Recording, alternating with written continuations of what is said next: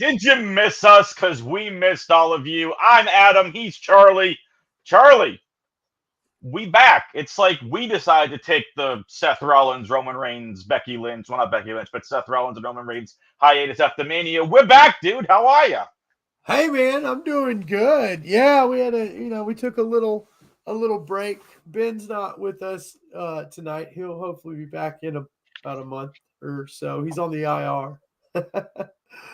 or the IL, the IL. He's on the 10-day IL or like the 60-day IL. He's on the 60. He's on the 60-day. He's on the 60-day IL. He needed to take some time, but we're here. The dynamic duo of Adam and Charlie. You know us from our fantasy football podcast here on Dads of Bacon. But we're here today to talk some wrestling, and it's been several weeks. We've had AEW Dynasty go down. We've had the Elite storyline that's been going down. We just had an incredible WWE Backlash. And let's just start with the crowd. Yes, absolutely. Props to the French. Unbelievable. Dude, I couldn't understand half of what you guys were saying. I couldn't either because I could feel it. I could feel what you were saying. Oh, I was chanting French. I don't know French. I was in my living room chanting French. It was great. It was great. I have no idea what was happening there, but man, I gotta tell you, Charlie, that was something else, dude. I gotta tell you, like, I didn't watch Backlash. I was out doing stuff, but I was working live. It also doesn't help when it's like 2 p.m. Eastern and it's like I'm busy doing stuff. I can't watch. Started at noon on Saturday. Like, man, come on. It was over before I always like one of the first clips I saw, I think, was Jey Uso's entrance. Can we get that entrance for him every single time now he comes down to the ring? That was bananas. AJ just standing there and the camera just doing this, bouncing up and down. That might have been better than any WrestleMania crowd, period. Oh, that was rocking. Well, and with all due respect, the whole place shaking. Yeah, with all due respect to Mania crowds, like, you're in a stadium. It's tough to capture your level of excitement in a non-domed area, and even in a dome. Loud is loud, but when you're in a venue like that in France, it was just magnified tenfold. So that crowd was, I'll correct myself, was on par with the Mania crowd. They were insane. And that's exactly where we should start off, is here at Backlash and starting off with the crowd. Unbelievable. It wasn't even Backlash. The SmackDown the night before. I mean, they were going on. The little introduction kickoff thing they do on Thursday. They just insane. They were all just absolutely nuts. It was great. They sang every part of Cody Rhodes' theme song to the point where at Backlash they did it on Thursday. I don't know if they did it on SmackDown, but at Backlash they sang it. Samantha Irvin couldn't even announce it. The crowd was continuing to sing after the music had stopped. Oh, it was insane. I love it, though. The hype is real, man. People are excited for the new WWE. People are excited because, with all due respect to Vince, a wrestler who is, again, with all due respect to Vince, is more in touch with the current state of professional wrestling. Notice how sports entertainment has slowly gone away. Pro wrestling, the term pro wrestling has been incorporated back more and more from the wrestlers and from the announcers. It's starting to get back, right? Yeah. There is no competition between WWE and AEW. There's one makes way more money than the other, plain and simple. I'm an AEW fan. I love what AEW offers. That's my style of wrestling. If WWE can capture that style of wrestling, I don't think they'll ever be AEW. They're not going to have and we'll talk about Danielson Ospreay. Oh my gosh. But Triple H is letting them wrestle. Gee, there's a thought. Right? He's doing great. Triple H is doing incredible. The progression that we're seeing is amazing. What we need to talk about first, before we even get into Backlash, is where they're not called pay-per-views anymore. They're called PLEs, Premium Live Events. Yeah, they're premier events. That's what they are. France for Backlash. King and Queen of the Ring is in Saudi Arabia. The next pay-per-view after that, I think, is in Canada. Clash of the Castle, Oh, Scotland. excuse me. Clash of the Castle, Scotland. Then Yep. they're over at Money in the Bank in Canada, in Toronto. And then they're off in Germany for Bash at Berlin. Notice a theme. Oh yeah, we're going international. Correct. But Hey. what did Triple H want to do with NXT? NXT UK, NXT Japan, NXT India. He wanted to do NXT Japan. He wanted to go NXT everywhere. Yep. So now he gets to take the company to a global audience. Also, for what it's worth, that could have been the strategy this year. Even before Vince left the company, the strategy could have been, we're going to have an international year. We're going to go global for 1 year maybe and see how it goes.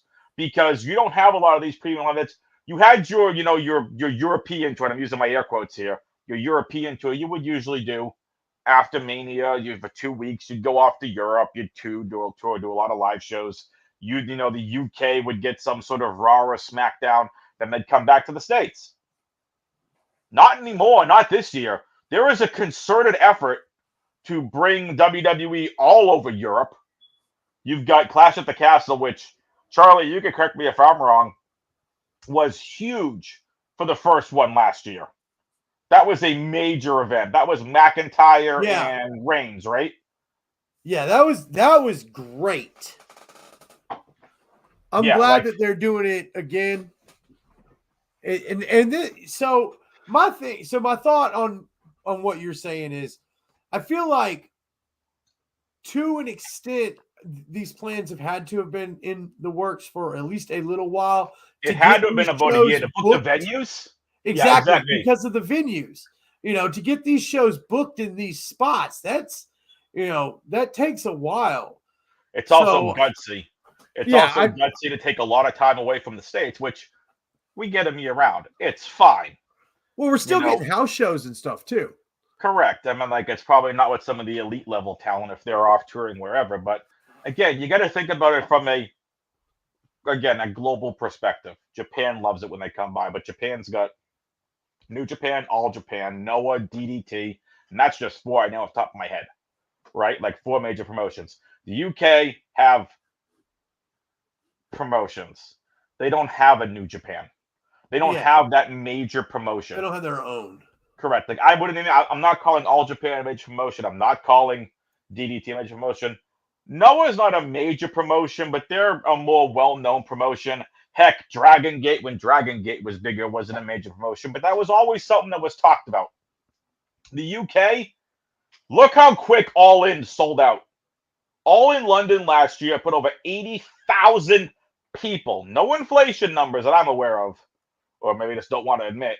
Over 80,000 people in Wembley Stadium for AEW, not WWE. For an AEW event, the place was packed to the rafters, which shows that, again, the global approach of pro wrestling, I think, makes a lot of sense. Now, again, you have to figure to book these venues way ahead of time, right? Like you're usually booking 6 to 12 months out with the venues.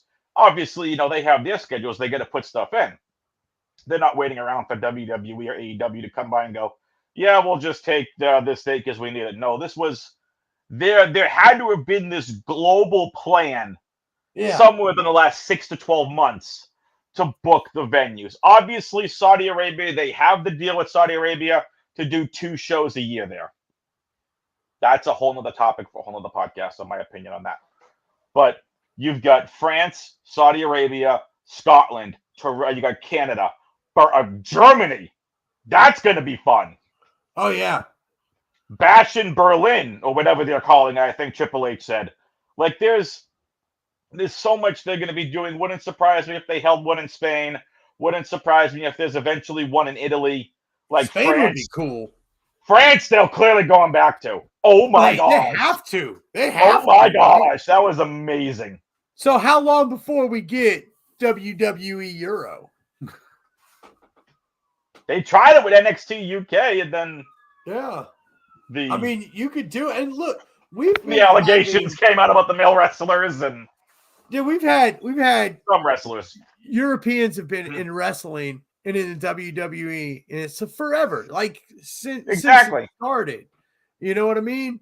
It's common. There's definitely a following there, and I think by the crowds that we're seeing and the reactions and stuff that we're seeing, it looks like there's a huge market over there just waiting to be tapped. Like you've got to, like, I don't blame WWE at all for doing this like international tour throughout the year, because all of us here back here in the States, we're going to eat it up anyhow.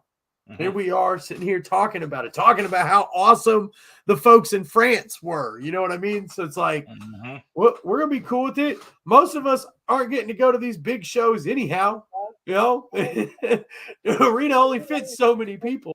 So what does really matter? I have Peacock. I don't care where in the world it is. Right. I'm going to still watch it, and I'm going to still love it. So this is like this is a good move for them to do this. It really is. They're not going to lose anything. I mean, they might lose some, one or two assholes that are like, oh man, they're going to be in the States. I'm going to watch whatever. But I don't think they're worried about that. So, again, they're going to gain so much more. This had to have been, like I said, a concerted effort, and Vince had to be a part of this too before he was let go to say, we're going to do a little bit of a global tour to see how it goes. And clearly there's a response, right? Yeah. I mean, I can't imagine. Now, look, this may have started with All In when they saw how quickly that stadium sold out. But again, I don't care, because AEW is their own brand. WWE is their own brand. And to talk about, Europe wrestling, they've got some great wrestlers over there. And, years ago when I take it back, not just male wrestlers that was accused of whatever they were accused of, sexual misconduct or whatever. It was men, women, whoever. Like, there was all this stuff about all these European wrestlers. You saw the cuts to the runs of WWE that were accused. You haven't seen Marty Scurll in who knows how long, right? Like, there was an effort to try building up NXT UK.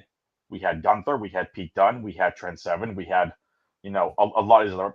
Rhea Ripley was over there, Tony Storm was over there. You had talent, but you confined it to the UK. Now, if you can tell me you can get, again, if this works, do 4 of your 12 premium live events in Europe. Absolutely. Go every 3 months or so. Again, it's good for the company. It's good for all of wrestling. Wrestling is booming right now. I don't think anyone would really complain. I'm not complaining, right? Like, you're going to a show, WWE is very kid-focused. They're very now wrestling-focused. They're getting a little bit more edgy, kind of PG-13. And, good for them. I think it's going to be interesting to see how the pipeline of talent is going to continue. So now we'll get into the next thing. At Backlash, Charlie's favorite tag team on the bleeping planet, Randy Orton and Kevin Owens. I'm kidding, but that is clearly one of his favorite teams. It is. Absolutely. Currently. I just feel like I've heard you talk about those two so much leading up to Mania. I knew it was going, dude. I love RKO. You called it. I love it, dude. Didn't you? And they continue to steal the show. They are the best thing on SmackDown. They are freaking. That was by far the best match of the night. I mean, that should have been the main event, because God, they killed it. I mean, that was just insane. Like, holy cow. This is the brainbuster or whatever the heck that was under the chairs was just the ending sequence of that match. I don't know if it was a superplex, if it was some sort of brainbuster under the chair. Brainbuster. That was insane. Yeah, they called it a brainbuster. I don't know if it really was. I don't know if I'd call it a brainbuster or if it was like one of KO's standard pick you up and drop you certain ways. He did it. He's done that move for years, but the biggest piece of news to come out of Backlash outside of the fans being just absolutely amazing, was Tonga Loa debuting. Yeah. Kudos to This New little Japan and to storyline is WWE. insane. Yeah, kudos to WWE and New Japan, because I thought, I'm like, oh, here we go. Jacob Fatu's debuting. Who is it? What is Tonga Loa doing here? He's with New Japan. His contract also ran out at the same time Tama Tonga's did. Yeah. But New Japan kept it under wraps. Tonga Loa never said anything. WWE clearly never said anything. It was a nice general shock. So now the Gorillas of Destiny are in WWE. So now you still have Jacob Fatu, who was signed with WWE.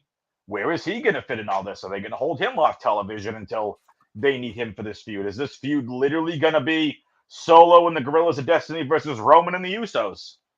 Is it going to be you adding Jacob Fatu? Are you going to add in somebody else? Like, it's just really interesting how this big thing is bubbling up. Maybe this is where it boils over at SummerSlam. You give Roman his 5 months off or 4 months off. Again, I have no idea where you go with this. I think you go a lot of places. I think right now, I mean, what it looks to me is this is how you're going to rebuild the bloodline in the absence of Reigns. There's different chatter about how long he's going to be gone, but Right. I feel like it's going to be a while, and it's not going to surprise me if him and The Rock kind of come back in the same time frame. Well, that's the thing, and that's what I saw that graphic. So let's just talk about it. And that's what I was kind of alluding to, right? Like there was the Rock on the upper graphic with Solo and the Gorillas of Destiny, and then Roman, the Usos, and Jacob Fatu. You could do an 8-on-8 tag. You could do many different storylines. Like, again, the whole point of this show is if we were creative. Well, Charlie, if you were creative, how are you booking the new bloodline? Roman coming back? Jay, I don't know why he would go back at this point. Like, current storyline wise, makes zero sense to him to be associated with how over he is right now. Jimmy's currently, I think, injured. Or something, like just off TV, but like, how would you book this whole bloodline feud? So for me, I'm probably I like where it's at right now with them and having RKO, because that's a great feud, and they can lean on that for a little while and even bring more people into it. So if The Rock and Roman are coming back in or about the same time frame, then I probably pit the two of them against each other. Rock Roman. Well, that's the Mania match next year. Yeah. So I feel like somehow, okay, so Rikishi's going to get involved with this somehow. You really what? Weren't you the one that was part of the table for Rikishi at Mania 2? No, I mean, no, a little bit. I think Ben wanted him. It wasn't you. Maybe it was Ben. Anyway, go ahead. I mean, I felt like he was going to be there, but I feel like maybe you get like him and the Usos, it's possible, and like The Rock and stuff, and almost like NWO and the Wolfpack. You split this to two bloodlines, right? And I think that Solo runs things for right now. When Roman comes back, Roman demands the reins. All right, Roman comes back like this. So you're back on the Wolfpack. Okay, I'm kidding, but in all seriousness, go ahead. I just wanted to hit the drop. So I have Solo begrudgingly hand over the reins to Roman, and then I'm gonna feud the true bloodline versus the new bloodline, and it comes to a head with The Rock and Roman. Mm-hmm. And then right after that, Solo turns on Roman. And then the split goes from there back into one bloodline. And Solo and maybe some other people maybe doing something else. Could be. I just find this really interesting. That's all. Like, very quickly, a new bloodline was formed. This was actually a really fun way of introducing Tama Tonga. I still have no idea what MFT means. I have no idea. Does anyone have no? Do you know what MFT means? What? I feel They're like calling I him did. I they're read calling him MFT Tama Tonga, and I have no idea what that means. That's I like feel like I read what it was, but I don't remember. that's like Bianca being called the EST. I have no idea what that means. It's what. Just call her Bianca. I mean, she's established. I mean, that's It's supposed to be something. I forgot. I looked it up years ago. But anyway, Charlie, from the bloodline to the main event. Before we get to that, though, I just want to say I'm pretty sure that KO may have actually bit him on SmackDown. If not, he sure as hell made it look real. I'm just saying, this stuff has gotten wild with them. They stole the show. They've been stealing SmackDown. It's been great. And we can move into the rest of Backlash, but it was subpar compared to the first match, which featured some of WWE's best and most exciting stars.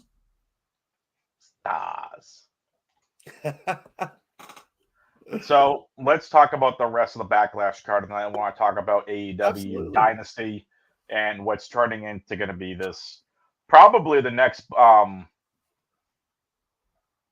there that way. I was on the other side. So what's going to probably end up being the next Blood and Guts feud in AEW? We'll get there. The main event, from what I'm hearing, was, for lack of a better term, phenomenal. For lack of the pun. A burning hammer was used. A move that, and if you all out there have no idea what the burning hammer is, it is a move in professional wrestling that you only pull out.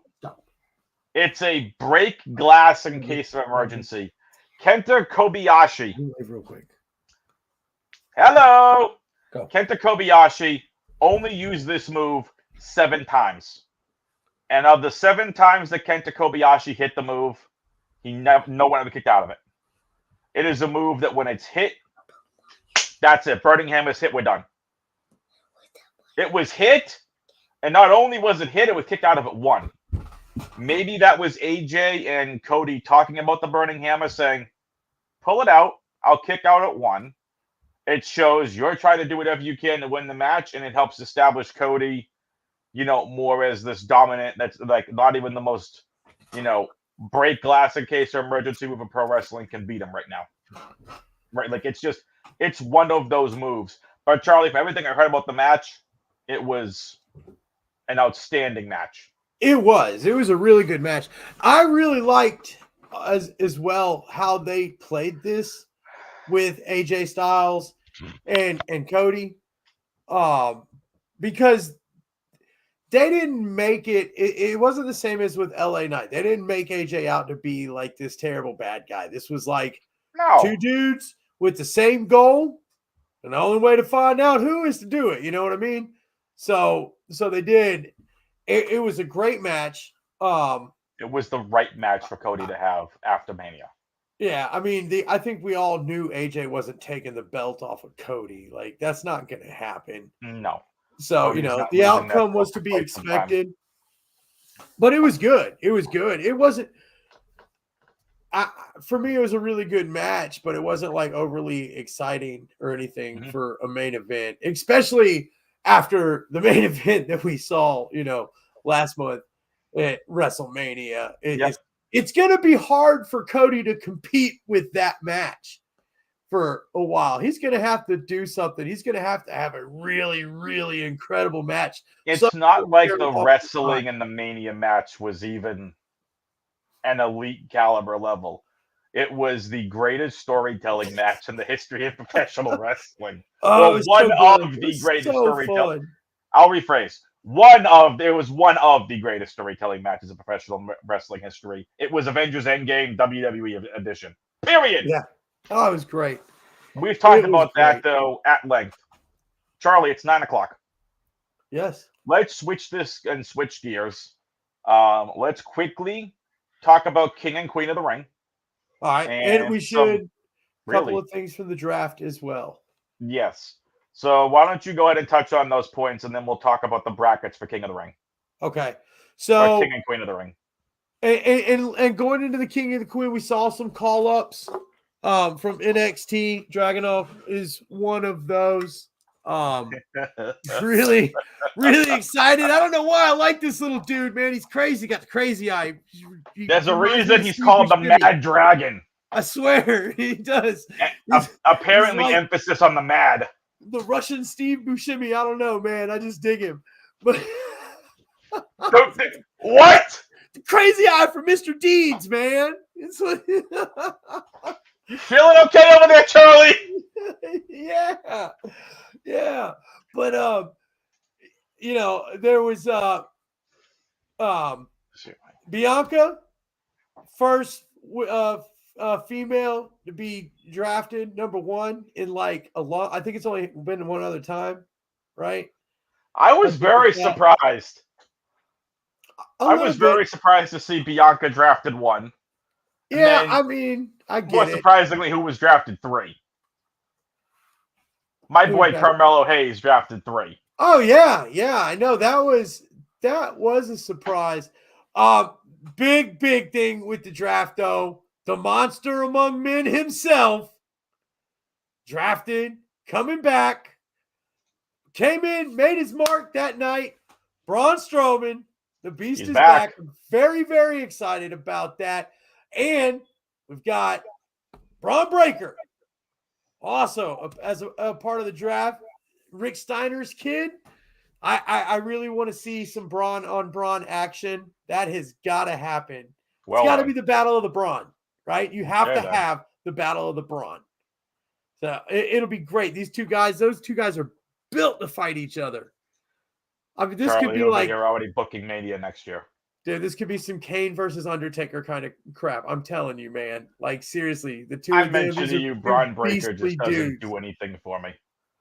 See, and we talked about this pre-show. The fact that he is Rick Steiner's kid is enough for me. I'm a fan. Go Dogs! Oh, sick 'em. Well, there you go. I think the draft is kind of what we expected. Yeah, for the most part. Again, it was just the 4 major NXT call-ups. I was under the impression NXT would be able to draft at least a little bit, but apparently they weren't. So it's, realistically not a big deal. But Carmelo Hayes, Ilya Dragunov, Lyra Valkyria, and obviously Braun Breaker, they were the 4 call-ups. A lot of them make a lot of sense. There was a 5th NXT call-up, and I forget the lady's name that was called up. Someone else was called up. Oh, yeah. I forget her name. I wasn't too familiar with her. I can't remember her name either. It wasn't Fallon Henley. Oh, we're bad at this. Charlie's going to look that up. I'm going to look it up. Because it was kind of just, there was no emphasis. There was no true focus on it. Right? There was never that need to focus on it type of deal. It was like I was on Raw. It was quickly mentioned, or it was a compensatory pick, or whatever they were calling it.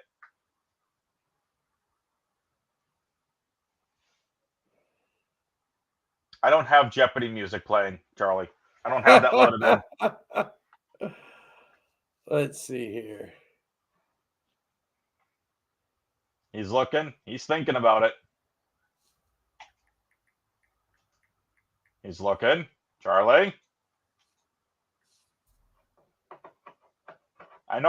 I think it was a female wrestler, if I'm not mistaken. Yeah, I'm trying to find just a simple to read list here that I can look at.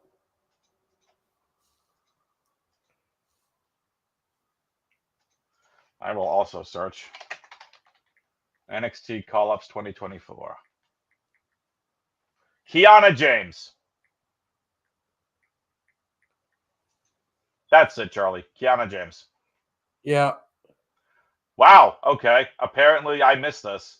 So Carmelo Hayes, Kiana James, round 4, pick 4. Blair Davenport. Yep. Baron Corbin back to the main roster. Ilya Dragunov, Lyra Valkyria, Blair Davenport, and Dijak. Baron Corbin. God, that guy irks me. But I mean, massive call-ups. Like, I'm happy for my boy Carmelo Hayes. I've said this on many occasions. I've known the kid since he was in his teens or early 20s when he wrestled up here in New England. He was part of shows that I was in. I was a part of, and promotions, and he wrestled. And I remember going up to him the first time I saw him. I went up to him after the show. I'm like, "You have a lot of talent," and I said, "Next couple of years, you're going to be in WWE or TNA, or wherever. Like, someone's going to get a hold of you." And every time I've seen him, he knows who I am. I've got pictures with him when I was at Limitless. The kid he's super humble. Despite what you all see on TV, he is an extremely nice guy. Dijak's super nice too. Like, Triple H is getting his guys up to the main roster, Charlie, for sure. Yeah. Yeah, and I'm excited. Some of these cats that are coming up, I'm excited about as well. I think you and I may be excited about different ones, but I'm all right with that. We've already seen some of them in action. Yeah, man, the Dragon, dude. God. Yeah, that's a crazy match. We'll talk about Trick that. Williams, your new NXT, with some other news and noteworthy pieces. Trick Williams, the new NXT champion. Again, logical progression. The steel cage match to end the feud between Carmelo and Trick. Again, Carmelo called up to the main roster. Ilya drops the belt to Trick. Trick's crowned the next, NXT champion, which good for him. I think it's really interesting. The other big piece and takeaway is Bianca and Jade now women's tag champs after Backlash. I'm glad about that. Yep. So we'll see. There's a lot of fun stuff happening in WWE right now. King and Queen of the Ring is going on, and it'll be really interesting. Make sure you all are tuning into all the shows for them. They had 3 King of the Ring qualifier match or round 1 matches last night on Monday Night Raw. We did not get the one that I was most excited about. Kofi Ray? Yes. That's going to be an incredible match. Yeah. We're going to see some high-flying, awesome action in that match. Like, it'll be really interesting to see who comes away with both crowns.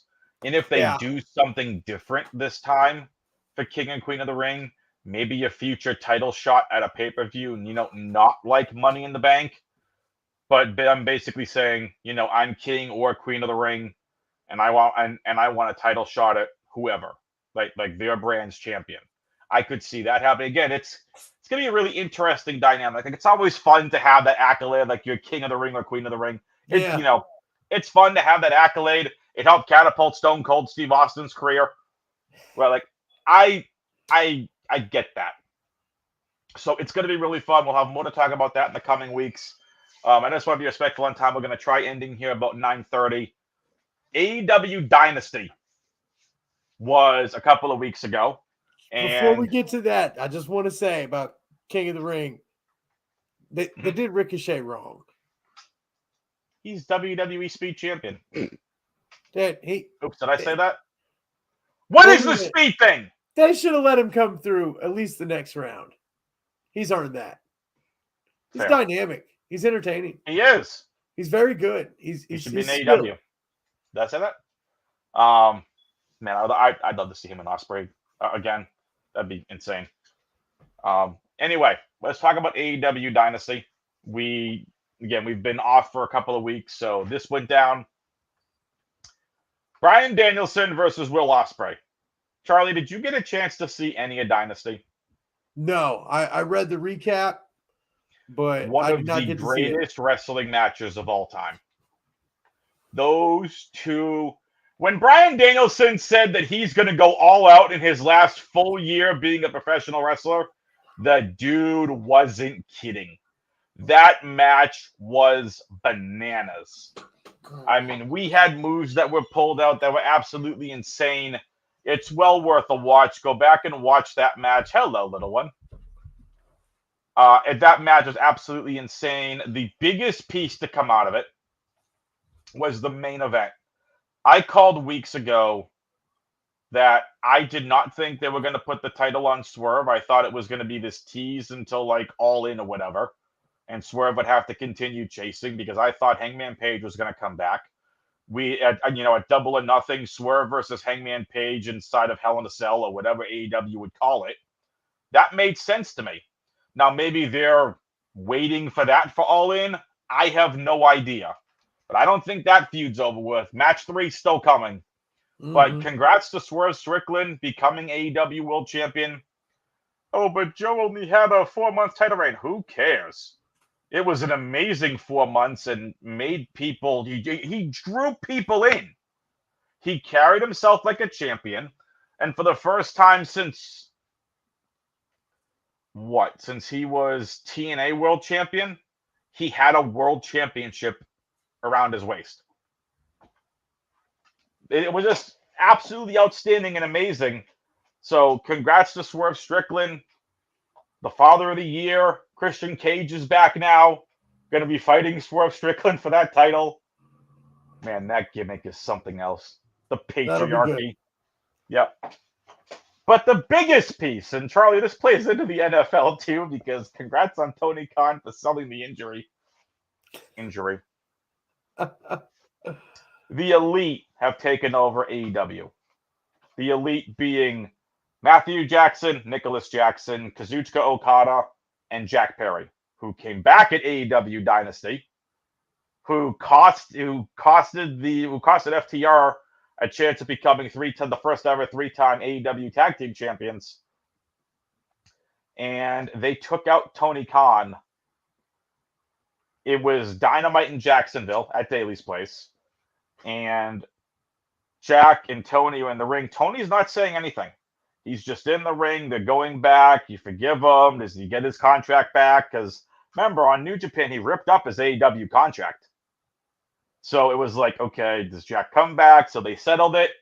They hug it out. And boom, down goes Tony. Out comes the Elite, the other 3. And they just look at Jack going, what are you doing? Picks him up. Meltzer driver, whatever the heck driver they're calling it now. Tony's injured. This was Wednesday. This was the day before the NFL draft. Cut to the NFL draft, and they're in the Jacksonville War Room for the pick. There's Tony Khan with the neck brace on. He's doing the draft, selling it on camera. Interviews, he's wearing the neck brace. Last week on Dynamite, couldn't be there in Canada, has the neck brace on.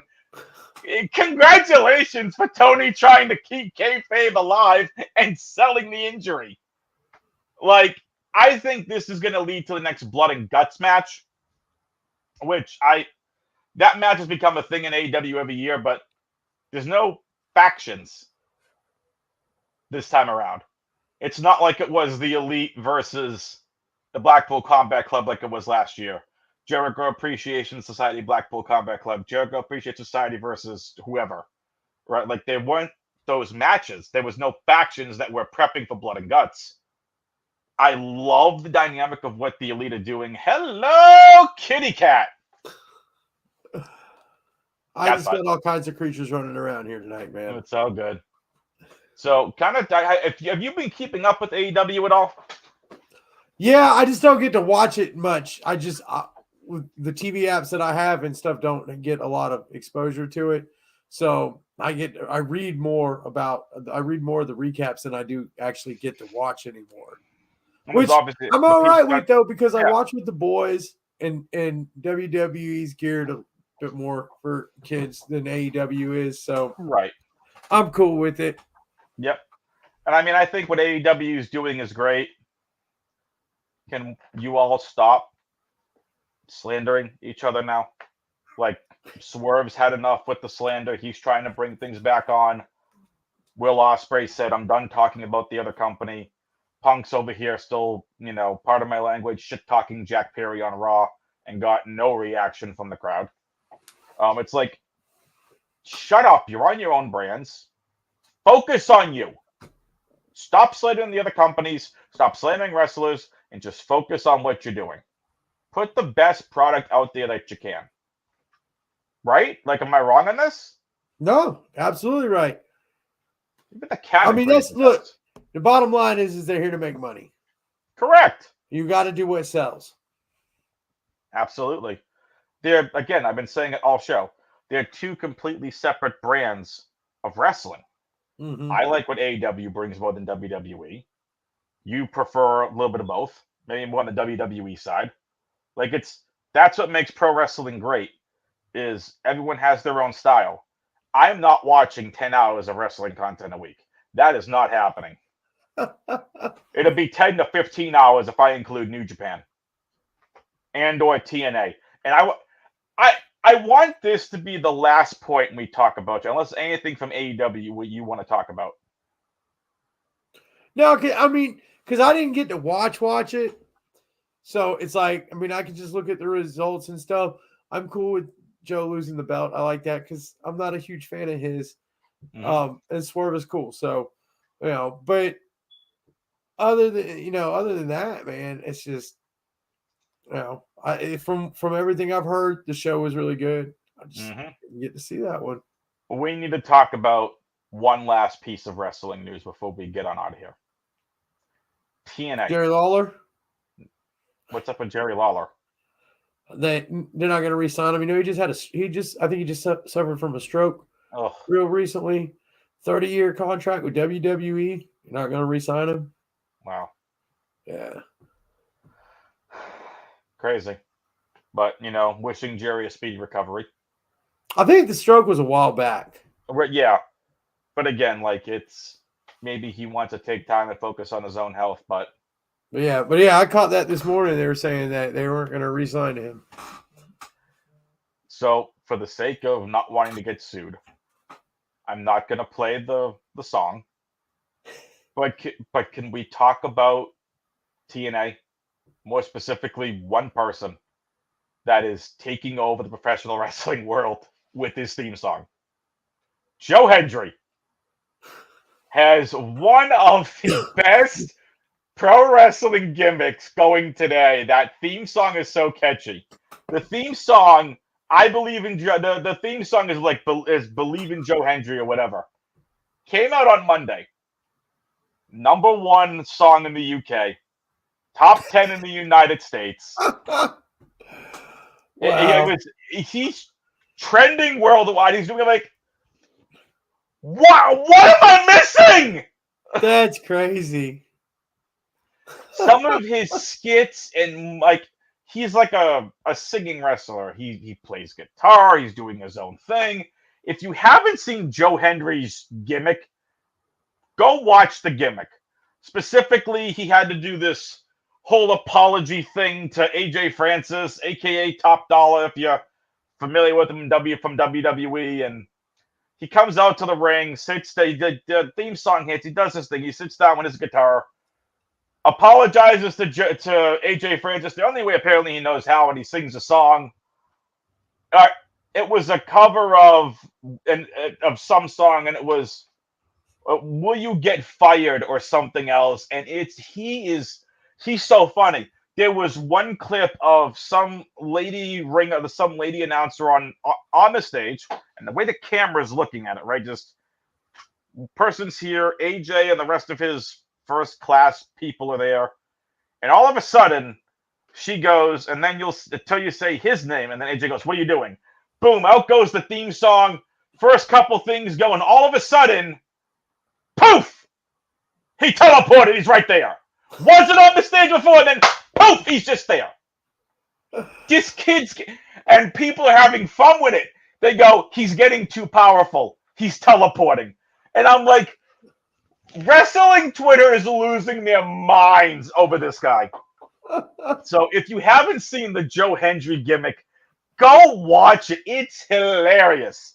I may or may not have also contributed to the Joe Hendry at number 1 thing because I did listen multiple times on Spotify and YouTube. It's hilarious. It's like a minute and like 14 seconds long. It is so funny. And it's I don't know. He's something else, man. But anything else you want to talk about here for the wrestling stuffs? I mean, it's been, let me just say, coming out It's of a pleasure to work with WrestleMania, me. Absolutely. coming out of WrestleMania, and it's always a little bit this way. Things were a little bit stale. Yeah. For the It's slow first coming out of Mania. week or two, yeah. But the last 2 weeks, and especially on SmackDown, have been really, really entertaining shows to watch. And yeah, a lot of that does have to do with what's going on with KO and Randy, and just the females on there as well, and all they're really starting to build some storylines pretty quick out of the gate. I mean, it was a little, a couple of weeks, it was a little stale, but I think they've done a really good job of kind of sucking us all right back in with some brand new storylines. So I'm really excited. I'm really excited to see where Gunther goes, and what are we doing with Becky and Liv and all this? This is, that's been pretty cool. Pretty much. And stuff. So it's like, yeah, I'm just, kudos to Triple H. Both because he's doing a damn good job. He is. I feel like coming off of WrestleMania, it took him just a couple of weeks to get charged, but I feel like this has been that's what happens. One of the best times or one of the times where I felt like more excited about storylines right after WrestleMania than I have before, because WrestleMania is usually a whole bunch of closure. And you got to get to the first couple of chapters, but they have already, the King of the Ring and all that. It's like, all right, cool. Everything, the things going on with Sammy and Chad Gable. We didn't even get a chance to talk about that. We'll talk about that next week. It'll end up being a triple threat match. Like, again, exciting. There was so much to catch up on. We appreciate all of you tuning in. Like, there's great things going on with WWE and AEW. Next week, we'll get into more King and Queen of the Ring stuff. We'll get into the continuation of, what's the Elite going to do? They already tacked Kenny Omega last week. Like, Kenny Omega is going to be back again. What is he going to have to say? What's going King and Queen of the Ring? What's going on with the Sammy versus Chad Gable drama? Like, that's getting good.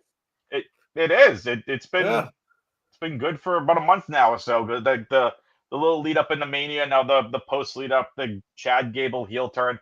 There's so much more to talk about. But Charlie, that's for next week.